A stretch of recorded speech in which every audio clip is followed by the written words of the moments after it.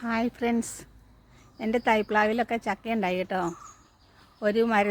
രണ്ട് മരങ്ങളുടെ ഇടയിലുണ്ടായി. ഒരു ആഞ്ഞിലിയുടെയും ഒരു പ്ലാവിൻ്റെയും ഇടയ്ക്കായിട്ട് ഒരു തൈപ്ലാവ് ഉണ്ടായി വന്ന് തന്നെത്താൻ കിളുത്ത് പൊങ്ങിയതാണ്.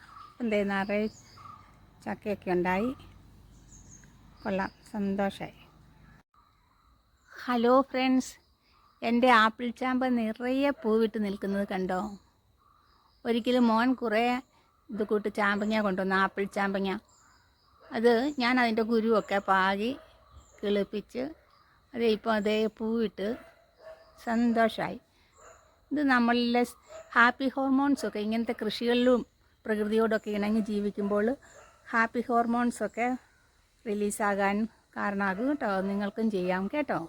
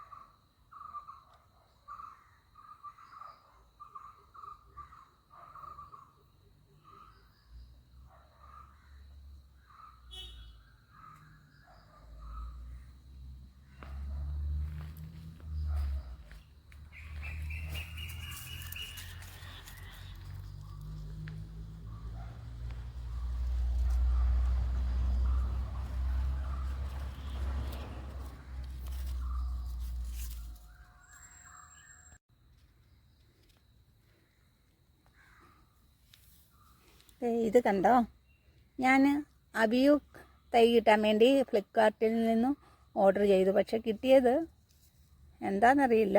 ഈ ചെടിയാണോ ഫലവൃക്ഷമാണോ? ഇടയ്ക്കൊക്കെ ഇങ്ങനെ ഒരു ചെറിയ അബദ്ധം വരുന്നത് നല്ല കാര്യമാണല്ലേ. എന്തായാലും ഫലവൃക്ഷമാണെന്ന് തോന്നുന്നു. വളർത്താം. ഹലോ ഫ്രണ്ട്സ്, ഇത് കണ്ടോ, എൻ്റെ മാങ്കോസ്റ്റിൻ മുട്ടിട്ട് കേട്ടോ. ഇത് ഒരു 10-15 വർഷമായിട്ട് കായ്ക്കാതെ ഇങ്ങനെ കോല് പോലെ പൊങ്ങി പോകുമായിരുന്നു. അപ്പോൾ വീട്ടിലൊരാലോചന നടത്തി, ഇതിൻ്റെ പൊക്കം മുറിച്ച് കളഞ്ഞാലോ. ഇത് എന്താണോ ആവോ, ഈ വർഷം അത് മുട്ടിട്ട്.